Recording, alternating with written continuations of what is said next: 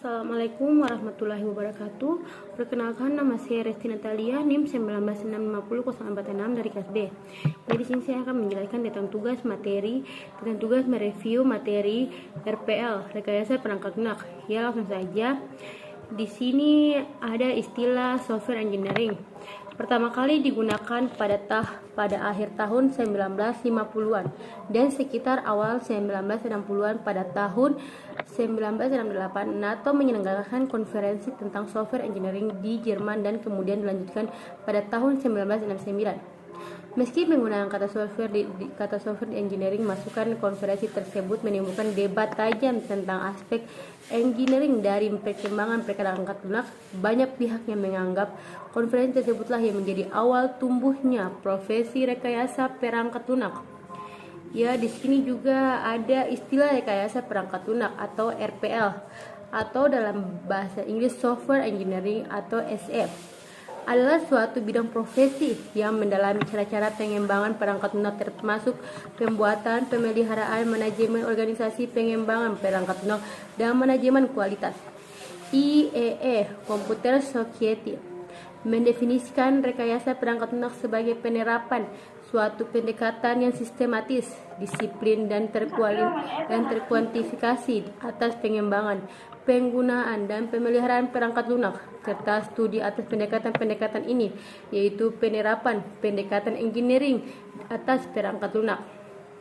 Selanjutnya, di sini juga terdapat apa itu rekayasa perangkat lunak. Ya, seperti yang kita ketahui, rekayasa perangkat lunak adalah pengembangan perangkat lunak itu sendiri guna mengembangkan, memelihara, dan membangun kembali dengan menggunakan prinsip rekayasa untuk menghasilkan perangkat lunak yang dapat bekerja lebih efisien dan efektif untuk pengguna. Perangkat lunak sendiri merupakan sekumpulan data yang tersimpan dan terprogram oleh sistem komputer. Istilah ini cukup umum dengan sebutan software, merupakan elemen dari komputer. Software menjadi elemen yang tidak tampak secara fisik. Rekayasa perangkat lunak juga berasal dari dua kata, yaitu software atau perangkat lunak dan engineering atau rekayasa. Di sini juga ada engineering atau rekayasa adalah aplikasi terhadap pendekatan sistematis yang berdasar atas ilmu pengetahuan dan matematis, serta aplikasi tentang produksi terhadap struktur, mesin, produk, proses, atau sistem. RPL adalah sebuah disiplin ilmu yang mana dibuat untuk kepentingan menghasilkan perangkat lunak yang bebas dari kesalahan pengiriman yang tepat waktu dan memuaskan keinginan pemakainya. Meski baru direncanakan pada tahun 1968, namun RPL telah memiliki sejarah yang cukup panjang dari sisi disiplin ilmu.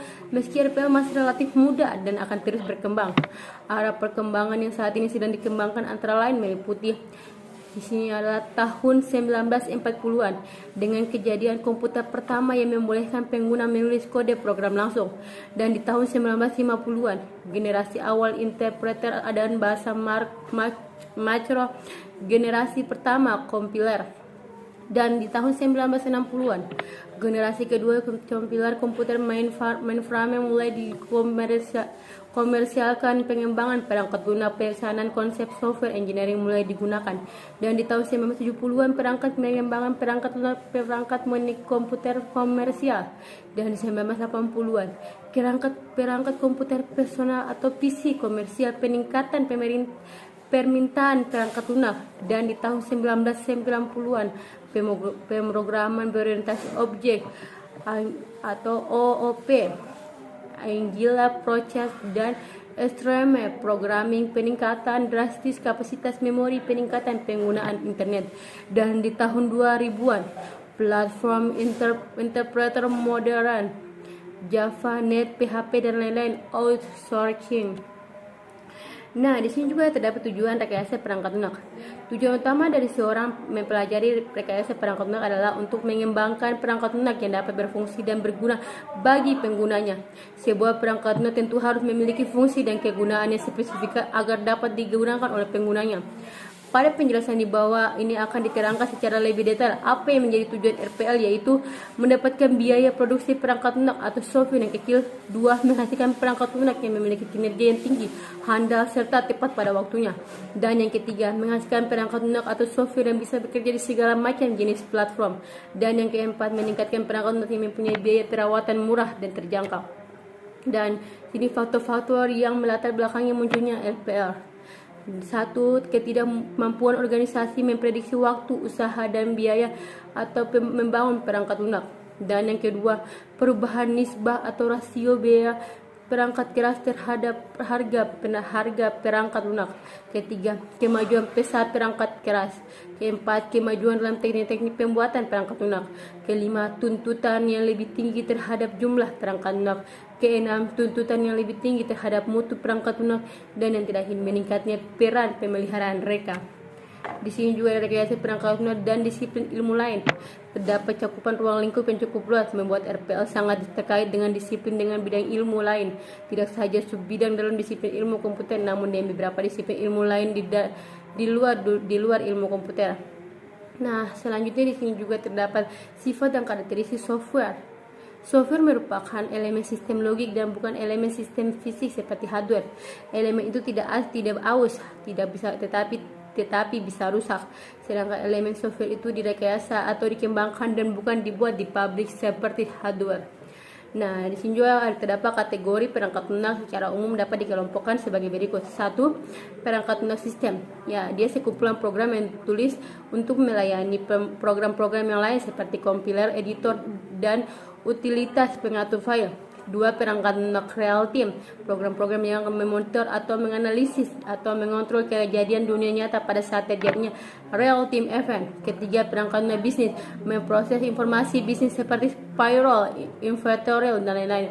Yang keempat, perangkat lunak teknik dan ilmu pengetahuan ditandai dengan penggunaan algoritma number crunching. Dan yang kelima, embedded software, produk yang ada dalam read only memori dan dipakai untuk mengontrol hasil dan sistem untuk keperluan konsumen dan pasar industri.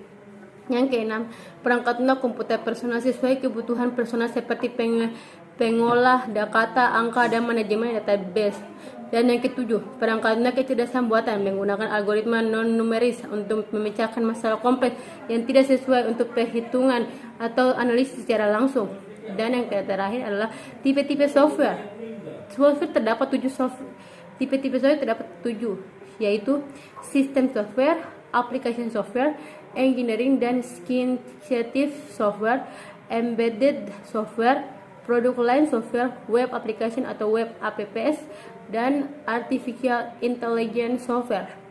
Ya, mungkin itu saja penjelasan dari saya. Sekian dan terima kasih. Mohon maaf bila banyak salah kata. Bila itu hidayat. Wassalamualaikum warahmatullahi wabarakatuh.